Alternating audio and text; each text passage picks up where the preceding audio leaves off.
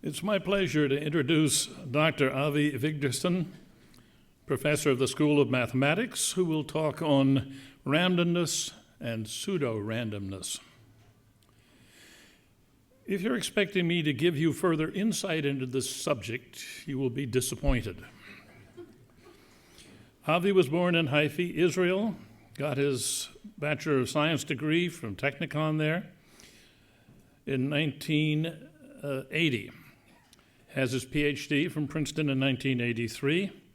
He came to the Institute in 1919. He is married. He is married. Sorry, 1919? No, that's a little off there. Thank you. 1999. But that was in your program and you should have read it anyway. He's married, has 2 sons and a daughter, and modestly claims that his wife, who also works at the Institute, is more important than he is. When asked what was of greatest interest to him about the Institute, he claimed that the list was long, but that the extraordinary capability and intelligence of the young people coming here fitted well with his love of teaching young students. A look at the long list of students that he has taught or mentored testifies to this commitment. As you can tell from his physique, he is both a biker and a hiker. One son is a mountain climber and took Avi up Mount Rainier. The climb was apparently a combination of exhilaration and terror, but he's still here. I shall leave you on this high note and ask you to welcome Dr. Avi Wigderson.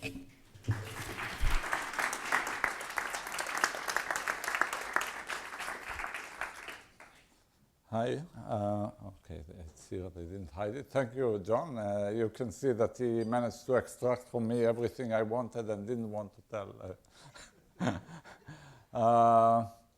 Okay, so I'm going to talk about the subject, randomness and pseudo-randomness. It's an extremely broad and wide subject, and actually it's really nice for a public lecture because I am sure that each and every one of you have some ideas about randomness and luck and chance and these notions that are part of our lives. So everybody comes with something to this kind of lecture.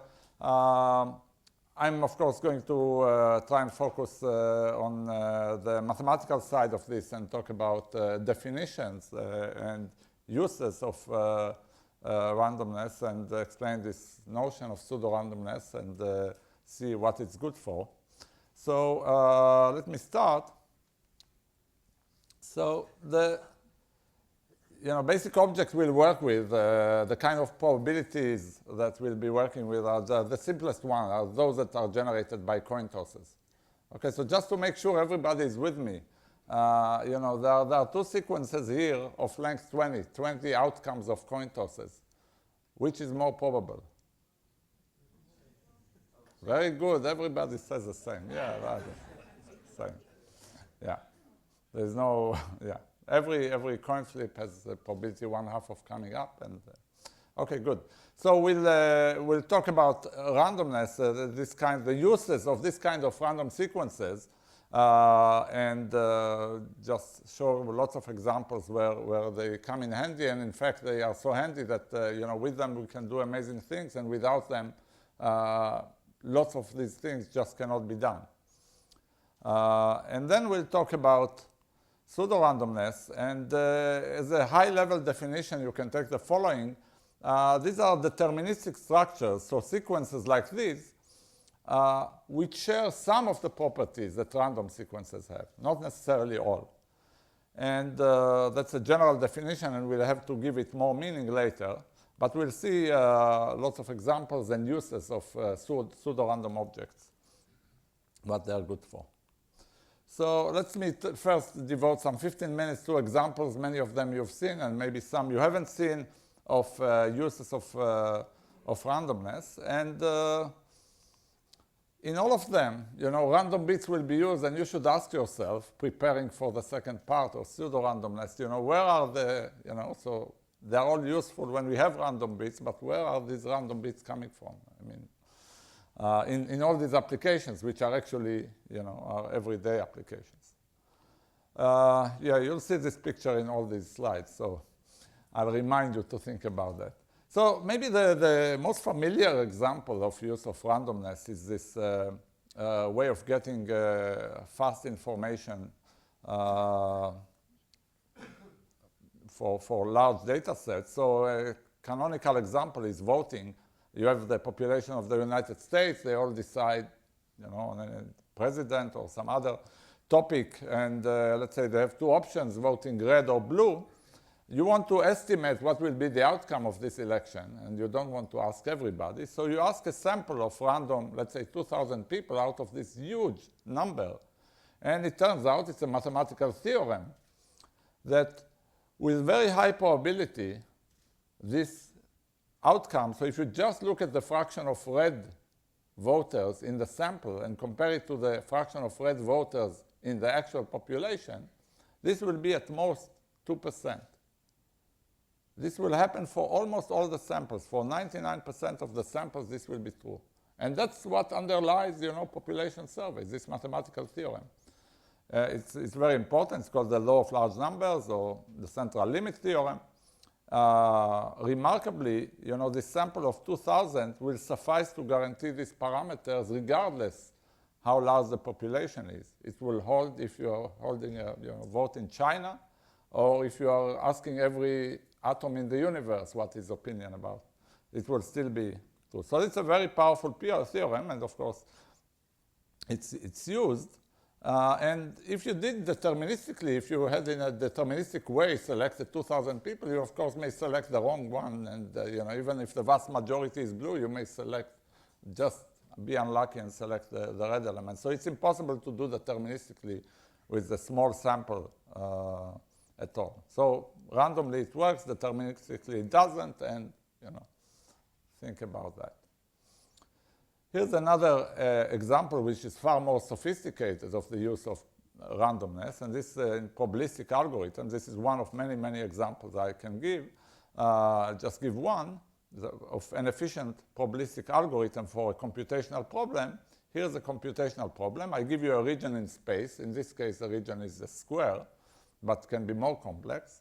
And I ask how many domino tilings does it have? You see, dominoes are 2x1 things that you can cover the space with. And there are many ways of doing it. That's just one way. And there are lots and lots of ways. And you want to estimate it. This is called the monomer-dimer problem. It's a problem that originates from chemistry and physics. This number that you count or approximately count captures properties of whatever matter it is there, and it's very important to be able to do that. But I said the number is vast. How do you count them? Well, for this particular problem, there's a method, an algorithm that was developed that's very fast. I will not explain how it works, but it borrows its roots go back to von Neumann and Ulam and Metropolis, who invented the so-called Monte Carlo method. It was a probabilistic algorithm, so they went for the name Monte Carlo, which, anyway, this very quickly gets a very accurate estimate of the number of ways of covering this by dominoes, and it turns out that if you try to do it deterministically without random bits, we don't know any way to do it better than trying them all, and there's an exponential number, a vast number that's much larger, even in this case, than the number of, let's say, atoms in the universe. So it will be impossible deterministically if we use the currently known algorithm. I just want to stress, maybe there is a faster way, but we don't know it. So, as I said, that's an efficient probabilistic algorithm, and we don't know an efficient deterministic one, and as usual, we wonder where in this, they are being implemented all the time, these algorithms. Where are the random bits coming from? Here's another very different example of a computational problem. It's a very different setting. It's a distributed computational setting. Some of you, especially those from the humanities, recognize some of the faces here. This called the dining philosophers problem. It's a problem about sharing resources. They are all going to eat a bowl of spaghetti, but think of them as all identical, even though they had different opinions, I guess, Descartes and Plato. But now they are identical. To eat, each of them needs two forks, the one on the left and the right to eat. And they all need to eat sometimes, even though they are mostly thinking. But so the problem, this problem really captures its, analogy of problem of shared resources and their allocation in distributed systems. And because they are identical, if their program says, well, grab the fork to your right, and then grab the fork to your left, of course, they'll all starve because. So you have to, to do it differently. In fact, the person who formulated it, Dijkstra, showed that there is no deterministic solution to this problem. But Lehmann and Rabin showed that probabilistically you can do it. So it's another thing that can be done if you have random coins. And here randomness is used more or less for symmetry breaking, for breaking this identity. Anyway, it's another application of randomness in a completely different setting. In fact, randomness is used not only to do things, but also to define important concepts. And let me give you some examples, so that's a reminder. In game theory, randomness is essential for having central notions, like I'll show you. That's an example. So here, first of all, is a game. It's this particular one was designed by Riemann, but it's a classical way to denote a game. There are two players here. Each have their strategies. They both have the same strategies. They can either be aggressive or chicken. I mean, frightened or... they are driving towards each other in a car. And, well, they can either deviate or, be macho. And here you have the payoffs to each if they, according to what they do. That's probably should be a bigger, like minus infinity maybe. Anyway, but it can capture competition between companies and other settings. And, what's the rational behavior in this situation? Well, John Nash defined rational behavior in the following way. Nash equilibrium is a strategy for each player that, given what all the others are doing, he or she shouldn't, change. So it's a stable solution. And this is a very important concept, but the question is, does it exist for some games, for any game, for all games? But he proved, and that's part of his Nobel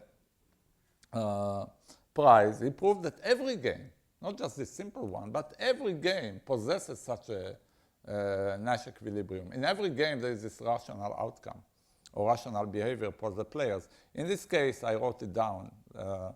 The probability of being a chicken is 3/4 and aggressive is 1/4, and then there is no reason for you to deviate given that the other is doing that.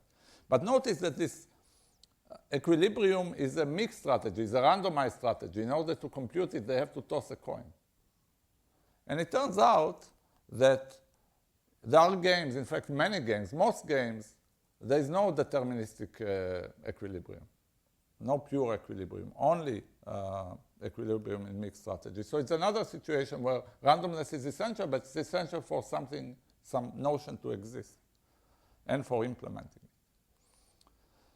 Yes, so when people play this, how do they flip their coins? Another very, very important use of randomness is in cryptography, electronic commerce. Here, the very notion, the most basic notion of a secret is sort of meaningless without randomness. Shannon proved that 50 years ago, 60 years ago, a secret is basically only as good as how much randomness you put into generating it. If you pick a random 10-digit password, then that's a probability that I'll guess it. But if you put less, then I have a higher chance. And if you put no randomness in it, and I can simulate you, basically. And this is the same for almost, essentially everything we use in cryptography. There are many applications of cryptography. You use it when you buy online every day. And in all of them, randomness is essential. Without randomness, cryptography doesn't really exist. So, where are the random bits? Again, my last example is, and I could go on, of course, but we should stop with this. Here, I think it's a very interesting question where the casinos pick the coins that they toss or the randomness that they use in generating all these sort of random looking events. Same with lotteries and so on. Okay, so this is just some of the examples where randomness is used, and you saw in some of them it is essential. And if we want the benefit of all these applications, we have to really think about where are these random bits coming from. If at least in proving that the applications work, like the law of large numbers, etc., you do assume that you have a perfect set of coin tosses. So where are they coming from? Well, the way to find out things is to go to Google and ask, where are they coming from? I must confess, I didn't know what I'll get. I wrote true random bits in the search bar. And these are the first, 5 out of nearly 4 million answers. So, and the answer where the bits coming from is you buy them. You buy them. These are companies who will sell you random bits. And different companies, use their sources of randomness from, differently. This one uses radioactive decay. This one uses atmospheric noise. The last two use, quantum mechanics. They measure photons. So, it seems that these are some of the sources. And actually, we will talk about this kind of sources of randomness very shortly. I want to get to, I'm not going to actually define randomness. We have to understand, when is such a source good and when it's not. When is it usable, and which applications survive in the world we live in.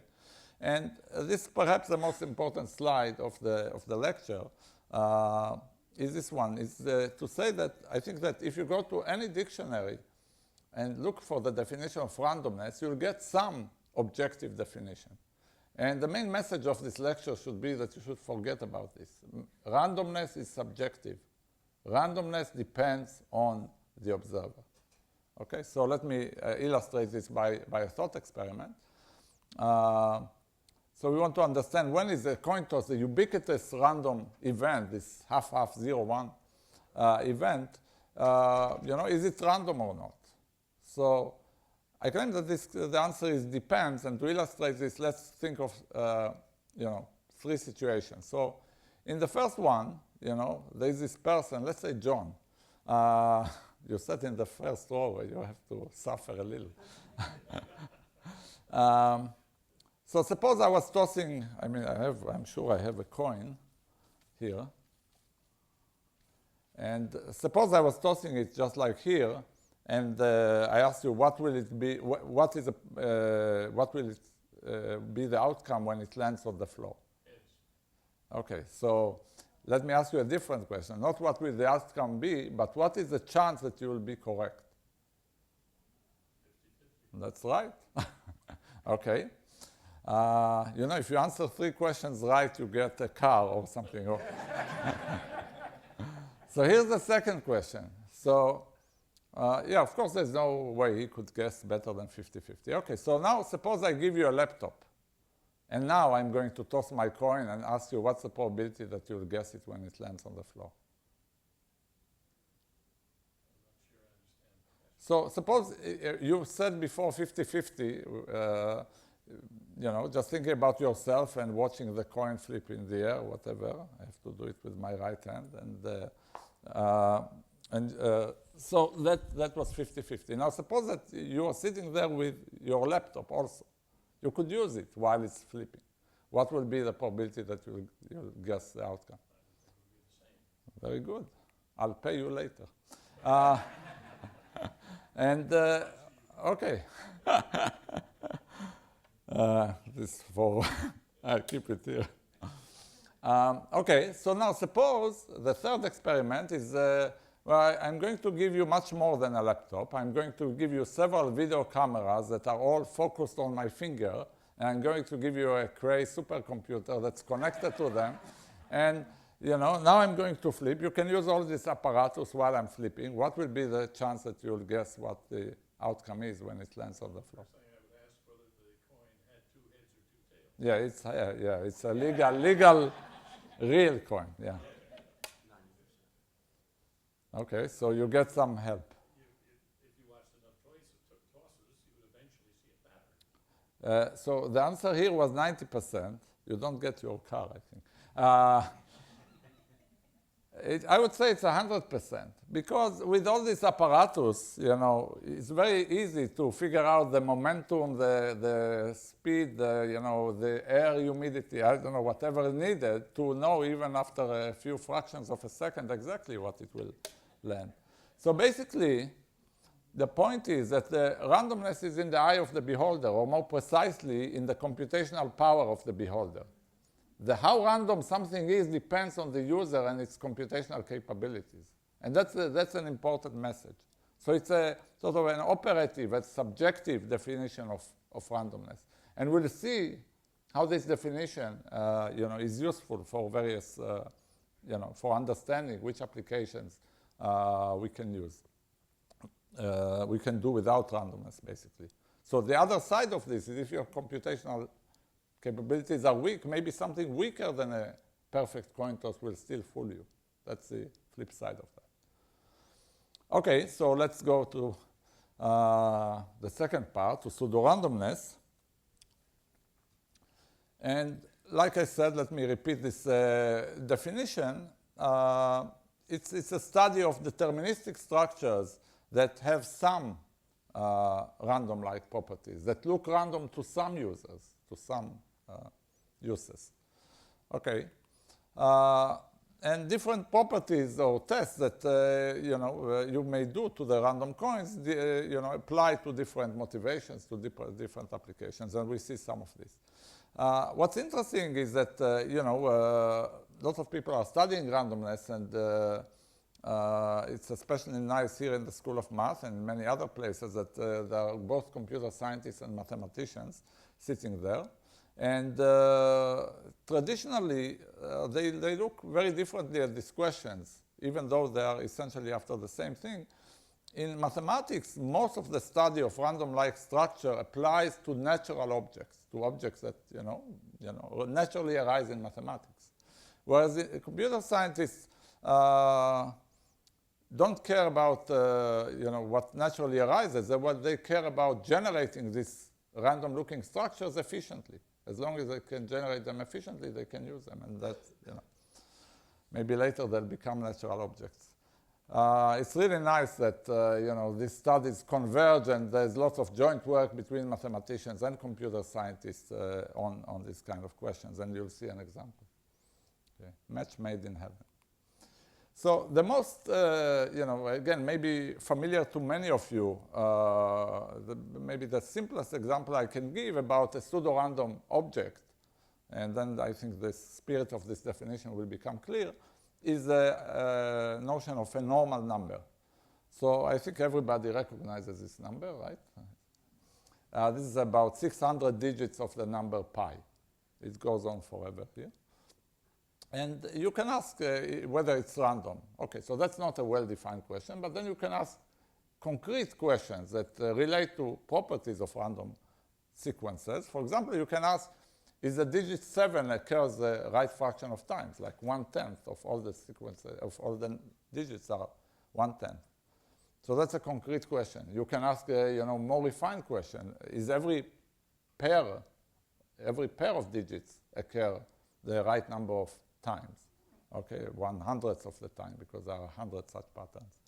And whether every triple occurs, you know, and so on. So you can ask all these questions, and if all of them are satisfied for any finite pattern, it occurs the right fraction of time. And not only in base 10, but in every base. If you wrote pi in binary, it would happen, you know, half-half, and so on. If all these events happen, then it's not random yet, but still, it's we call it a normal number. Emile Borel defined it and called it a normal number. So it just satisfies some properties that random numbers share.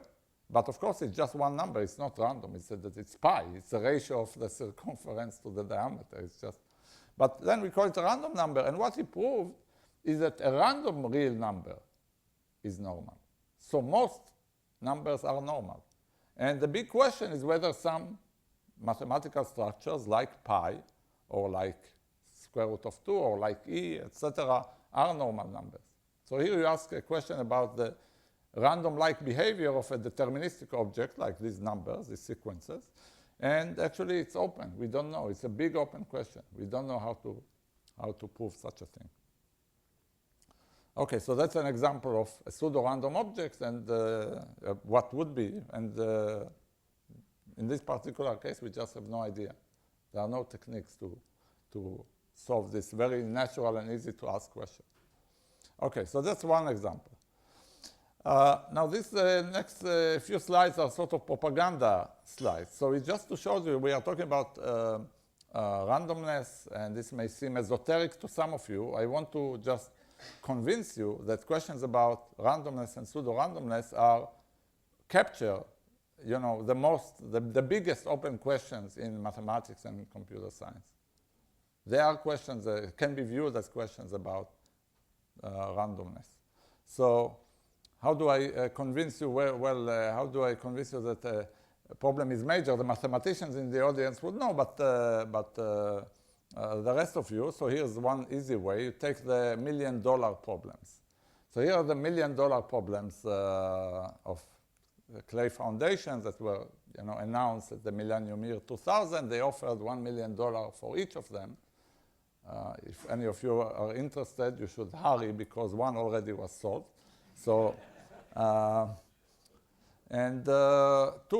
going to focus on two of these problems here and explain to you very roughly why there are questions about randomness. So these are the P versus NP question, perhaps the most important question in computer science, and Riemann hypothesis, perhaps, well, I don't know, most important, but the most famous and maybe the biggest question in mathematics. So I claim that both of them are questions about randomness, pseudo-randomness, and I'll explain why. This will basically be, there'll be slides about it. This will be, here the pseudo-random property will be the difficulty of computing things. Random functions are hard to compute. We are looking for natural functions that are hard to compute. Here we'll talk about random walks. Random walks stay close to the origin, is a particular deterministic walk. The Möbius walk stays close to the origin. You don't have to remember this, I'll elaborate. So here's the P versus NP question. So what is it about? It's about Boolean functions, about functions of zeros and ones. This is an example of a function f. You know, if the inputs x1, x2, x3 are 3 zeros, then it says 1. If it's 0, 0, 1, it says 1, and so on. It just tells you a table of what the answer is to every input pattern. And the way we compute functions is by, you know, in the hardware of your computers, there are these Boolean logical gates of, you know, very simple logical gates that take the inputs and manipulate them in obvious ways and generate the function. And the main basic question is, you know, how large is a computation? Does a computation have to be to compute such a function? That's a basic question about every function. And Shannon proved again, 60 years ago, that you know, most functions are hard. The random function is difficult. It's exponentially difficult. It's basically as large. You know, the computation has to be as large as you can think. It's essentially as large as the description of the function. So most of them are impossible to compute, really, because of that. And the P versus NP question is just, you know, find me a natural function that's hard in the same sense. And there are many natural functions that people are studying. They are very important from optimization viewpoint, for industry, for science, for technology. Some of you may have heard about the traveling salesman problem. Packing your trunk, everybody knows that is a hard problem. The click question is basically asking whether in a room like this, which has, let's say, 100 people, there are 30 people who all mutually know each other. That's a clique. So is there a clique of size 30 in a sort of graph like this? Some people know each other, some don't. Check this. So the best way we know how to do it is exponentially n, and most people believe that, you know, in fact, p is different than np. It would require so much, but we don't know. So it's an open question. It's a big open question. And I just want you to notice that this open question is about finding explicitly a function that looks as if it is random from the point of view of hardness to compute it. Okay? So that's one question. Now let me talk about the Riemann hypothesis. And here I have to explain what is the drunkard walk, or what's a random walk. It's a very simple object. I mean, just have to think about a drunk who is standing here at point 0 and moves, either up or down at every time step, randomly, with probability 1/2 at top, with probability 1/2 down. And look at the long-term behavior of this drunk. So there are 10 possible drunks here. There are 10 possible random walks. And it shows you 100 steps of this walk. It's just some statistical experiment. And you would notice that in essentially all of them, the drunkard stayed pretty close to the origin. So even though he made 100 steps, he's within roughly 10 or 20 away from the origin. And in fact, you can prove, and it's not so difficult, you can prove that with very high probability that will be the situation.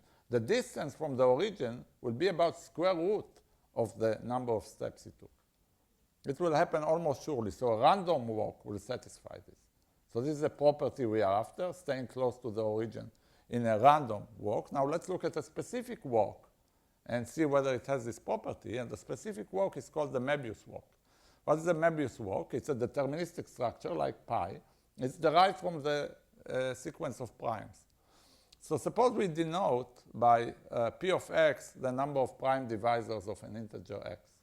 Okay, and then we can write a plus minus 1 sequence like before. In fact, it will have zeros also. Mu of x, and the sequence is as follows. It's 0 if, so we evaluate it on all integers. If x has a square divisor, then it's 0, but otherwise you see whether it has an odd or even number of prime divisors. And in this case it's 1, this case it's minus 1. So I wrote here this sequence for the first 16 integers.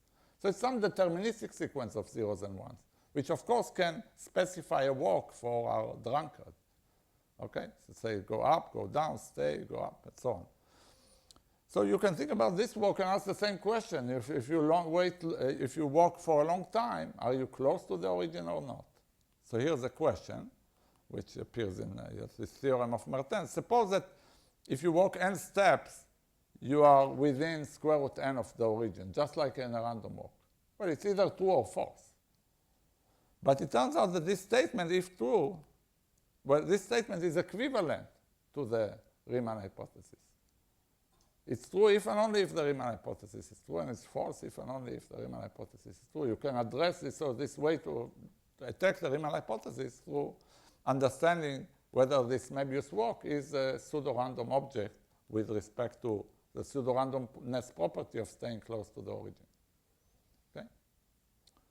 Okay. Questions so far? Nobody asked anything. Okay, so now we are good. Yeah, good. Where does knowledge come into this, or are you going to get to that? No, I'm not going to get to that. We can discuss it later, but yeah. All the things I'm talking about are completely well-defined mathematically. So yeah. Okay, so now I want to talk about these applications of randomness that we saw in the beginning and many others, and address the most basic question of whether we have them really, or we are just imagining that we have them. Because, I mean, where are the random bits coming from? Do we have perfect randomness or not? So I wrote here, I just tried to write like a sort of a Richter scale, or I don't know, a meter for where reality is. Is reality such that we have perfect randomness in our world? And I don't mean just exist. Quantum mechanics sort of says that it exists. But we need to be able to somehow tap into it. So I'm not sure even if it exists, that this company I told you about before actually does the experiment in such a way that it delivers 50-50 independent stream of bits. So do we have a perfect randomness? That certainly is a world in which everything is analyzed, but maybe it's not the real world. And then we can go down to worlds in which some randomness exists, some unpredictable events exist, like maybe atmospheric noise or And then we'll talk about two variants of this, in which there is independence between some events, or there is no independence between these weak random events. And finally, the worst, maybe, or I don't know if it's worse, but anyway, a possibility, the other extreme, is that the world is completely deterministic. There is no randomness at all. And asking in these situations which of the applications is possible and which is not. Okay. Okay, so let's look at this, and repeating what I said, here's all these wonderful applications that happen if we have these gold mint coins, 50-50 each one, and they are independent of each other. Then we can have all the applications we talked about before. Okay, so question? Yeah. That's in the ideal world, and what happens if the world does not have perfect randomness? So the first thing I want to talk about is the situation that the world is somewhat random. There is some unpredictable phenomena that we would like to tap into and use. Okay, so what unpredictable phenomena are there? So you saw this in the list of companies, and of course there are many others. Sunspots, for example, seem unpredictable. Stock market fluctuations. I mean, I know there are a few economists in the audience, but actually, maybe today you can guess pretty well where it's going. But so actually, yeah, it's really good, because in all these weather, radioactive decay, in all these examples, we somehow have some idea about, or maybe we can guess better than 50-50 what will happen, but not completely accurately. And certainly there are correlations between the weather yesterday and today and so on. So if we sample from these events, certainly we get some sequence that in some sense is not completely predictable, and certainly is not purely, perfect sequence of coin tosses. So it's something in the middle, something that has some entropy but not full entropy. And the question is, can we utilize these kind of distributions that are biased and dependent but have some randomness in them and use them in these applications? And I'll talk about two situations. Like I said, the case where these events are independent, let's say sunspots and stock market are independent. I'm sure some of you know that there are articles saying that they are related. So they are. But, so anyway, one world is one in which they are independent, see whether we can use them, even though each of them is weak, and other in which they are dependent. So we'll look at both. And only in one of them I'll show you sort of the mathematical theorem that goes underneath a result. And this is the following one, the case in which they are independent. Okay, so let's talk about this.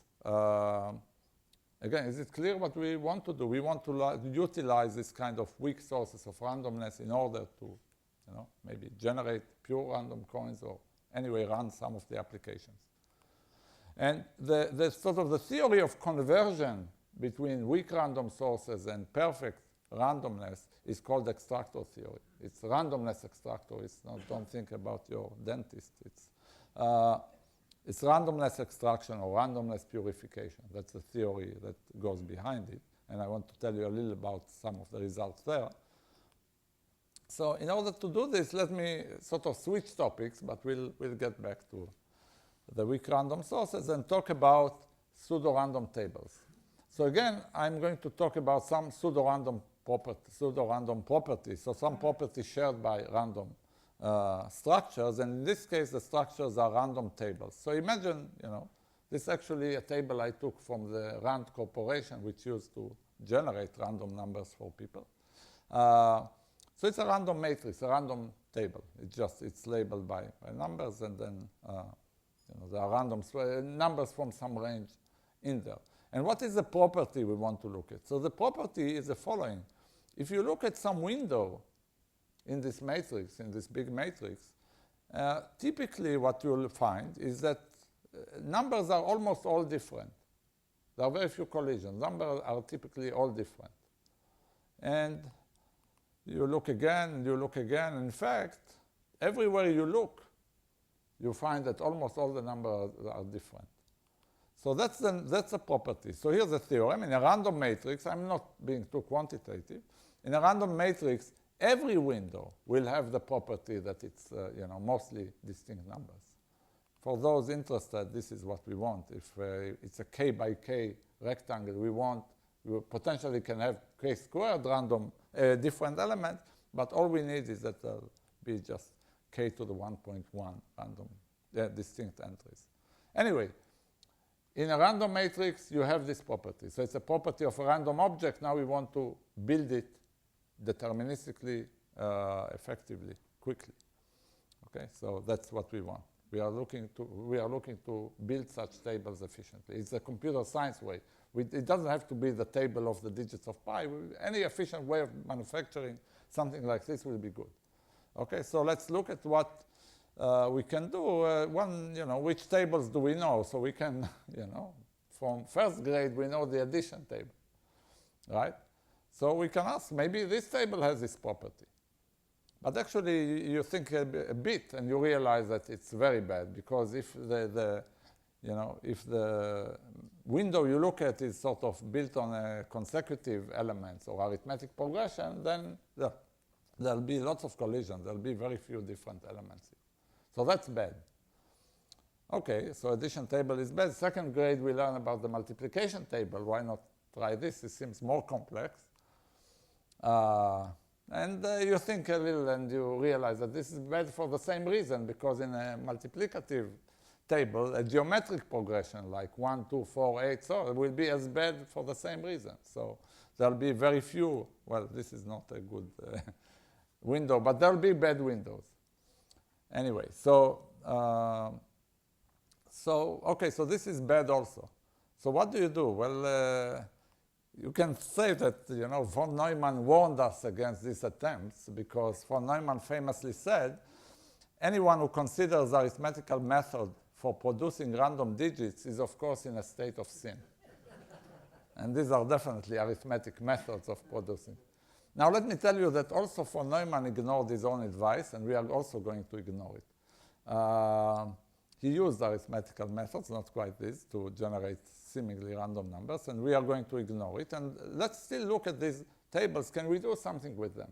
It turns out that there are fantastic theorems and very important theorems, some quite old by Erdős and Szemerédi, and some quite recent by Bourgain, Katz, and Tao, that tell you the following. So even though each of these matrices is in itself bad for this property, when you look at them together, they are good. So in what sense? If you look at the same window here and here, at least one of them will have many elements. Okay?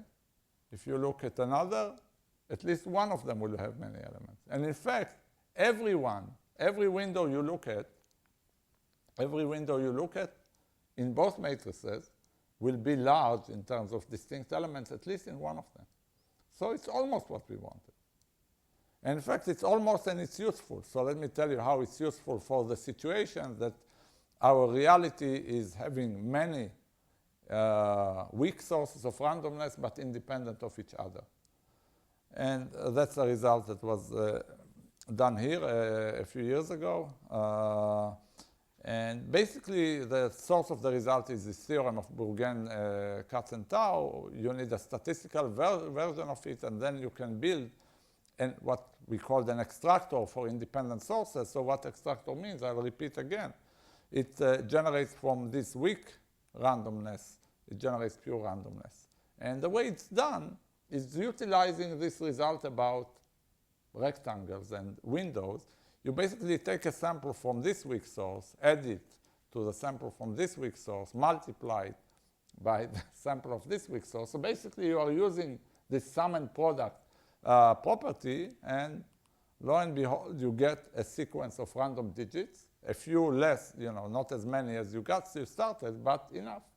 And they are perfect random bits. And they can be used in all these applications. So to sum up this situation, the case of independent weak sources is as good as the case of perfect randomness. Okay? So that's we can use all these wonderful things even in a world that doesn't have perfect randomness, but has this in it. Okay, so we went down in the scale in our gas meter to this independent weak sources. Now I want to move on to the case that we don't have independence. We have just one weak source. Questions so far? Are the prime numbers random? It's unrelated to this. I'll answer you later. Yeah. But basically, in some, I mean, I can answer now in the sense that for some uses it is, that for others it's not. Yeah. And we can talk more about it. So let me talk about the world where we have some randomness, some entropy in the world, but everything is correlated. You know, there's all one quantum system, and you know, everything depends on each other. So you cannot get independence, you know, independent events at all. Okay, so what can we do in this situation? It turns out that, I mean, you cannot, that's a simple theorem, randomness cannot be improved. The quality of randomness cannot be improved deterministically. So in all the applications that randomness, pure randomness was essential, they go out the window. But there were some applications, mainly the algorithms or statistical tests, where, you know, the randomness was used somehow in an algorithm or a process in order to determine a property of some object, of some input. Let's say whether a number is prime, or whether, you know, or to estimate the number of domino tilings of some structure.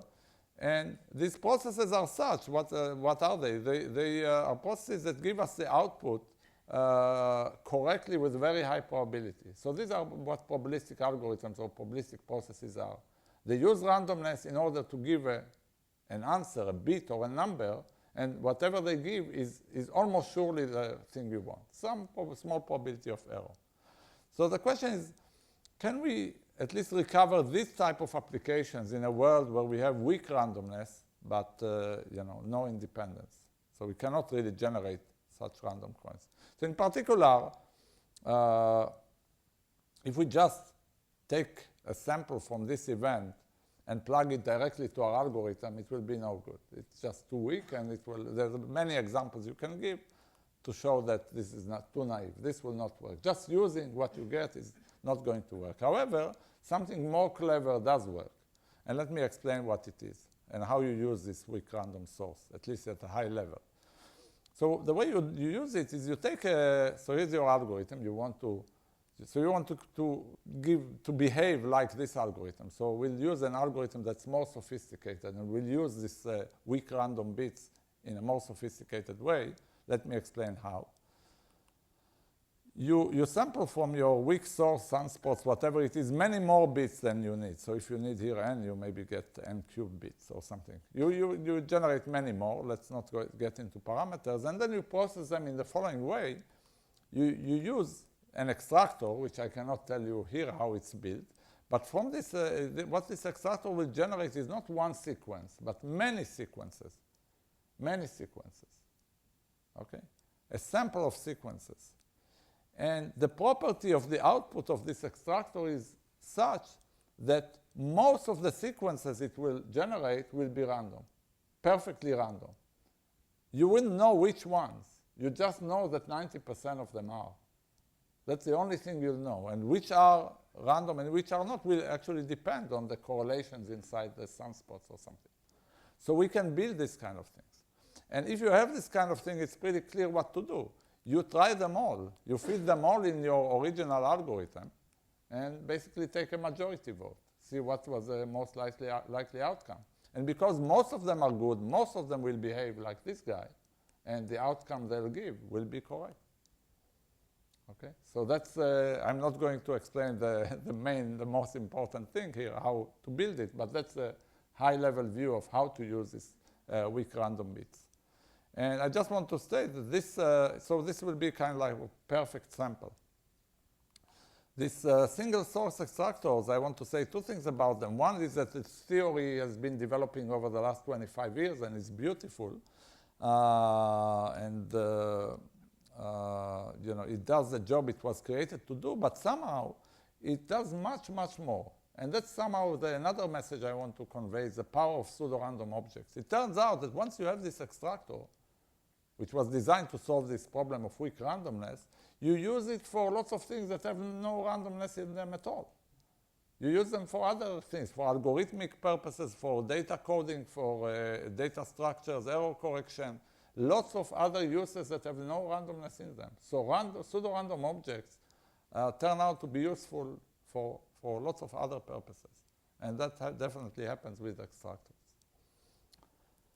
Okay, questions about this? Good. 8 minutes to go. So I'm good. I'm on time. So the last thing is, even if, what do we do even if we don't have this? We don't have even this one weak random source. We don't have randomness at all. We are in a deterministic world. Can we you recover at least this use of algorithms, like the algorithms for the domino tiling. And as I mentioned, there are lots and lots of probabilistic algorithms for which we don't have a deterministic counterpart. So what do we do? The answer will be yes. Okay, so you'll see exactly what we need for it, but I'm just reminding you, we have no randomness in this situation. That's the worst sort of situation. But what do we have, or what can we assume at least? We can assume what everybody believes, that P is different than NP. We can assume that computational hardness, some computationally hard problems exist.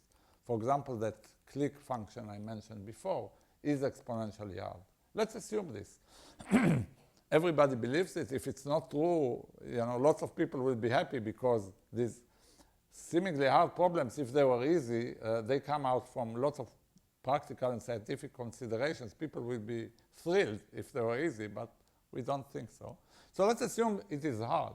It turns out that in a similar way, we created, using the extractor from weak bits, this perfect sample, we can create it completely deterministically by what's called a pseudo-random generator, a sample of sequences. Now it's not random, it's really, just sequences of zeros and ones, which is a perfect sample in the same sense. So if you try them all in the original algorithm and take, let's say, a majority vote, then, because it's a perfect sample, the output will be correct. And now there's not even a probability of error. So maybe it's too fast, let me repeat it. This sample generated by just the assumption that some natural function is hard is a sample so good that it will fool any efficient algorithm on any input. Okay? Where is hardness related to what's going, why are these two things related? They are related for a very simple reason. This is an efficient algorithm, an algorithm that runs in short time, okay? And this function is hard. So what you generate from it, is, well, you have to prove a lot, but what you generate from it will fool this algorithm. It will not know the difference between this sample and truly random bits. And that's why it works. So this is a theory of pseudo-randomness and pseudo-random generators that connects hardness, computational hardness, and randomness. Again, it's been in existence for about 25 or even 30 years. And I'm just repeating the message of the consequence, if you have this hardness. Every efficient probabilistic algorithm, every one, those that we know, those that were not even invented yet, can be replaced by deterministic algorithms, which are essentially as efficient. So all these applications can be recovered in a completely deterministic world. Okay, so let me summarize. I remind you, randomness you should think of as subjective. It's in the eye of the beholder. It's the application is what matters. Pseudo-randomness is just a study of whether some objects satisfy some random-looking properties, and they are different for different applications. Applications, so we saw that some applications of randomness survive in a world even with weak randomness or with even no randomness at all. And pseudo-random objects tend, and I gave you one example, the extractors, but there are many others that were developed for one purpose and turn out to have lots of other applications, many unexpected. So these are the main messages. Thank you.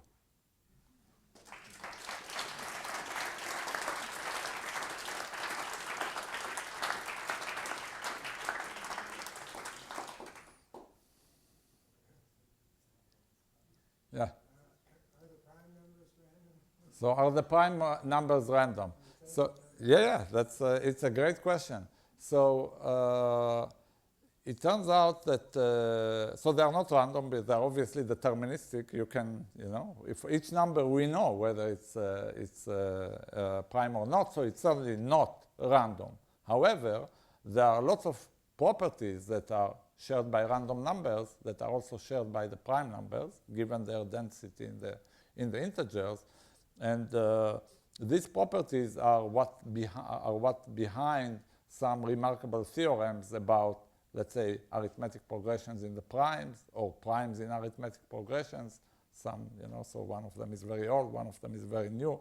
Results like this utilize the fact that primes have pseudo-random properties, specific pseudo-random properties, and then they look like random numbers for the purposes of certain tests, like are they contained in arithmetic progression, or do they contain arithmetic progressions?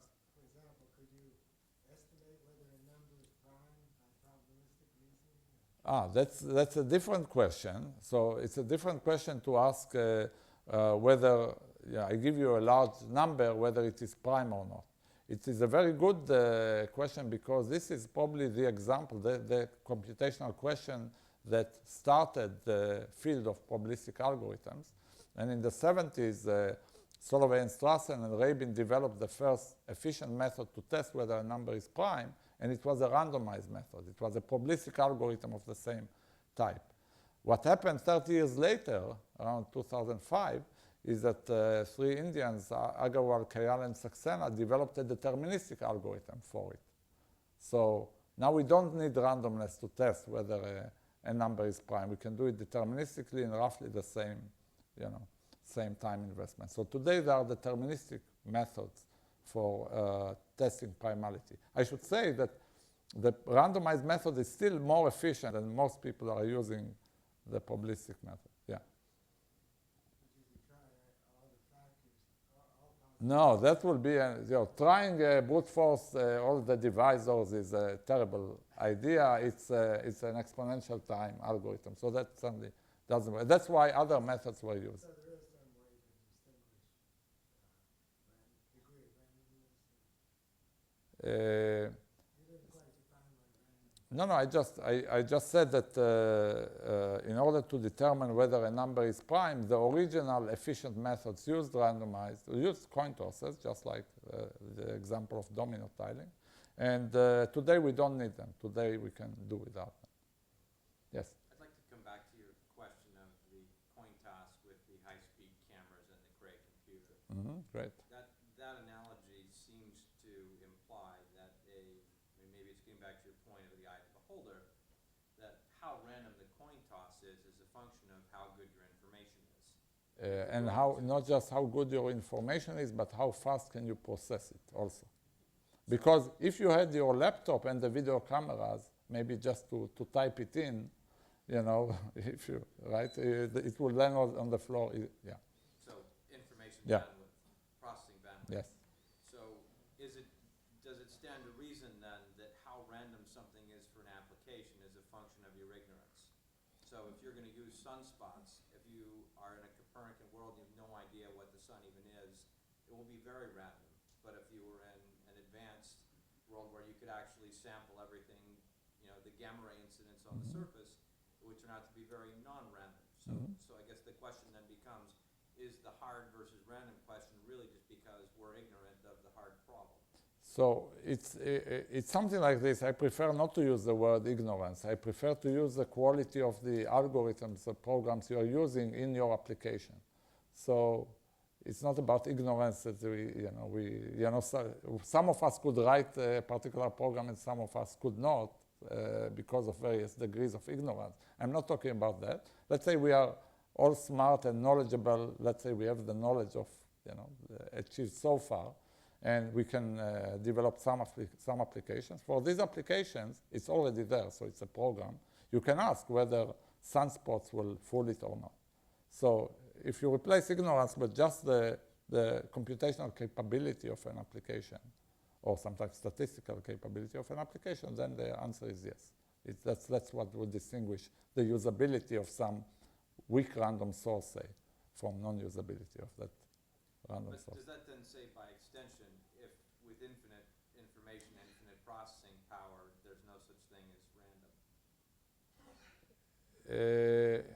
No, because, for example, the digits of pi, okay, so you want to say that, okay, so I understand your question. In this case, with infinite processing capability and infinite power, every deterministic object will be distinguishable from random. Yes, that's true. We have time for one more That's what I question. meant by knowledge. When I said knowledge, is there some kind of inversely related knowledge and randomness? So again, knowledge and ignorance, I don't want to use, and though, yeah, well, yeah. So basically the same answer. One more question? There we go. This is more a historical question. Is there a relationship between randomness theory and the doctrine of mutually assured destruction? And what? The doctrine of mutually assured destruction. So I don't know what is this doctrine of mutually. The idea that we arm ourselves with so many weapons of mass destruction that we would never use them because we would destroy them. So the only historical connection I can think of is that von Neumann is one of the pioneers of both, but and that's certainly true. I don't think that randomness is an essential part of this doctrine the way I understand it.